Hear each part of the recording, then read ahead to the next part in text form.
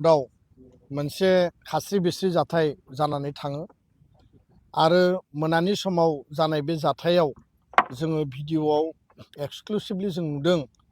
जे माखासे माने आयेन सिमफायनानै आरो कुनु आयेनखौ मानियालासिनो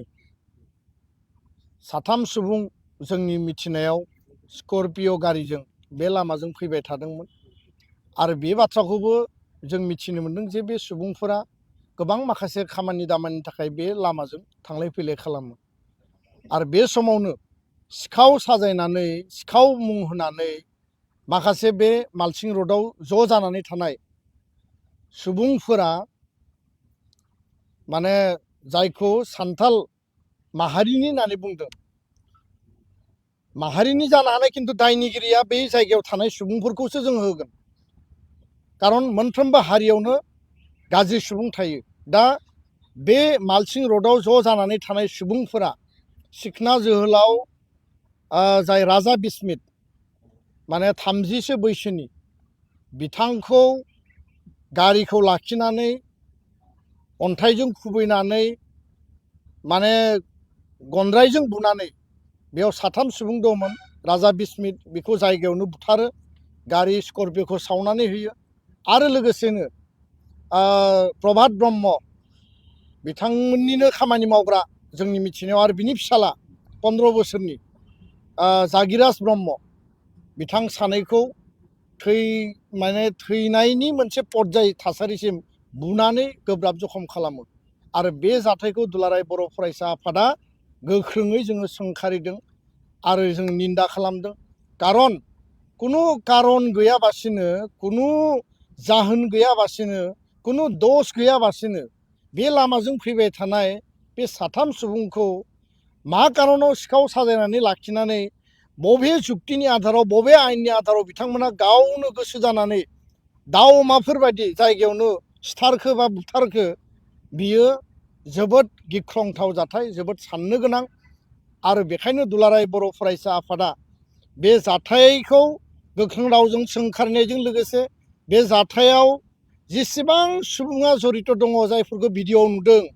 जिखिनि भाषाफोरखौ बाहायदों बिथांमोनखौ गोख्रैयै एरेस्ट खालामनानै बिथांमोनखौ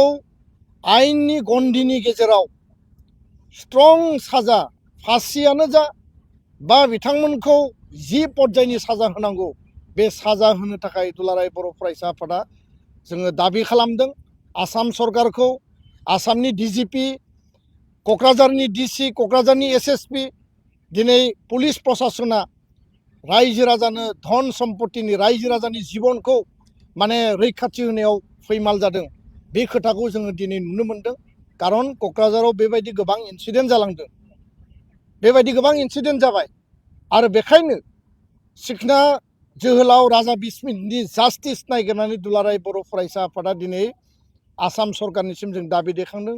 जिल्ला प्रशासननिसिम दाबि दैखांदों जे कुनु कारनाव सासेबो नट ए सिंगल पार्सन बे घटनायाव जड़ित मानसिफोरा जाहाथे खारग'आ आरो बिथांमोनखौ एरेस्ट खालामबाल' जाया बिथांमोनखौ आयेननि गेजेरजों जिखिनि पानिशमेन्टनि होनांगौनि बेबस्था दङ जाहाथे उनाव मालाबाबो रावबो जाहाथे सोरनिबा जिबन सोरखौबा बुथारनायनि थाखाय जाहाथे रावबो साहस खालामा खारन बियो जोंनि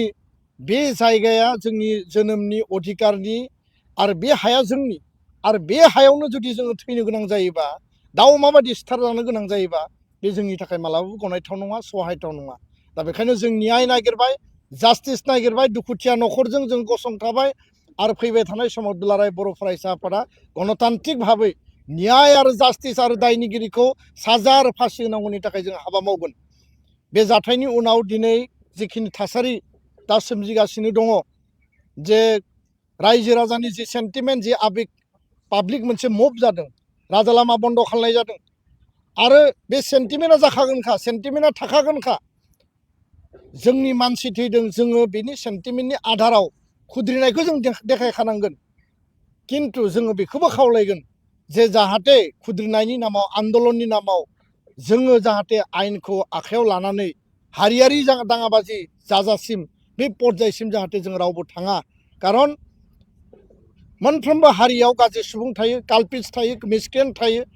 आरो बे गाज्रि सुबुंफोरा जेब्लाबो गाज्रि खामानि मावो। गाज्रि सुबुंफोरखौ नायगिरनानै आयेननि गेजेरजों जों साजा होनांगोन आरो नङाब्ला जोंनि गेजेराव बायदिसिना गाज्रि थासारिया सोमजिगोन। दा बेखायनो सेन्टिमेन्ट आरो आबेगाव जों जिखिनि खुद्रिनांगौ, जों जिखिनि प्रटेस्ट खालामनांगौ, न्याय आरो जास्टिसनि थाखाय दिनै ओंखारबोनांगौ, बे थार लामाजों जों हाबा मावलांनांगोन आरो सान्थि आरो गोजोनखौ जोङो बयबो रेस्ट्रेन्ट जानानै मेनटेन खालामनांगोन आरो न्यायनि थाखाय सरकार आरो आयेननि खाथियाव जोङो दाबि दैखांनानै हाबा मावलांनांगोन आरो उनाव बर' मानसिया, बर' सुबुङा कुनु कारनाव रावबो जाहाथे बेबायदि दाउ अमा बायदि बुथारजानो गोनां जाया, बिनि थाखाय जोङो प्रसासनखौ जों नारसिननांगोन। प्रसासना बेयाव फेल, कारन क'क्राझाराव माने माइनर गार्ल, बर' गार्ल रेप इन्सिडेन्ट जादों। बेबो बहुत गोबावनि उनावसो एक्सन जादों। दाखालि बावै सासे मेन्टेलि रिटार्डेड, बिनि सायावबो रेप इन्सिडेन्ट जादों आरो बेयाव बाङालि आरो मुस्लिमनि गेजेराव मोनसे हारियारि दाङाबाजि जानायनि लामायाव थांबायमोन। दिनै जों फिन नुबाय। बे जाथाया मानो जाखो? प्रसासना जुदि इन्टेनसन आरो एटेनसन थायोब्ला बेफोरबायदि जाथाया जायामोन। कारन चिरां जिल्लानि बासुगाव जि घटना जालांबाय एक मास सिगाङाव गुरुबासायाव, माने चिरां जिल्लानि गुरुबासायाव, बे जाथायाव जायखौ आक्रमण खालामदोंमोन बे आक्रमणकारिखौ दाबो प्रसासना हमनोबो हायाखै, नागिरनानैबो मोनाखै। बे जाबाय प्रसासननि फेलार। आरो प्रसासना जुदि रायजो राजानि जिबन आरो सम्पति निरापत्ता होनायनि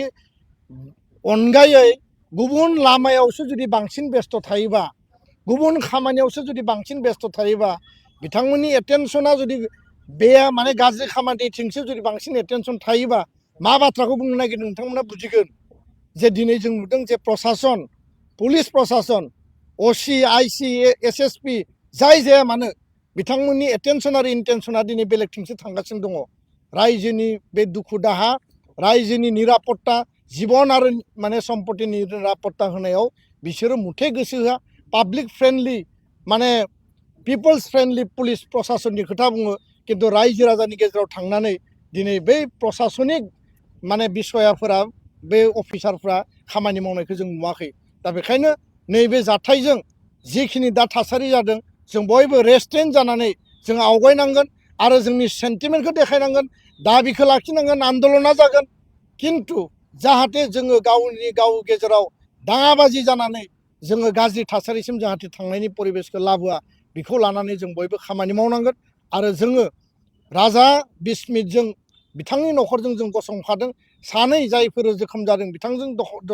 गसंफादों। दुलाराय बर' फरायसा आफाद क'क्राझार जिल्ला, जोंनि नर्थ क'क्राझार आनसलिक कमिटि आरो जोंहा जि कारिगाव इउनिट कमिटि दङ। मैया जाथाय जानायनिफ्रायनो हस्पिटालाव थांनाय, हस्पिटालाव खबर लानाय, पुलिस प्रसासनखौ नारसिननाय, एरेस्ट खालामनो होनाय, गासै जि परिबेसखौ दिनै जोङो आयेनगत भाबै जोङो हाबा मावबाय थादों आरो आयेननि गेजेरजों बिथांमोनखौ सास्ति होनो थाखाय जों खामानि मावबाय थादों। गोजोन्थों।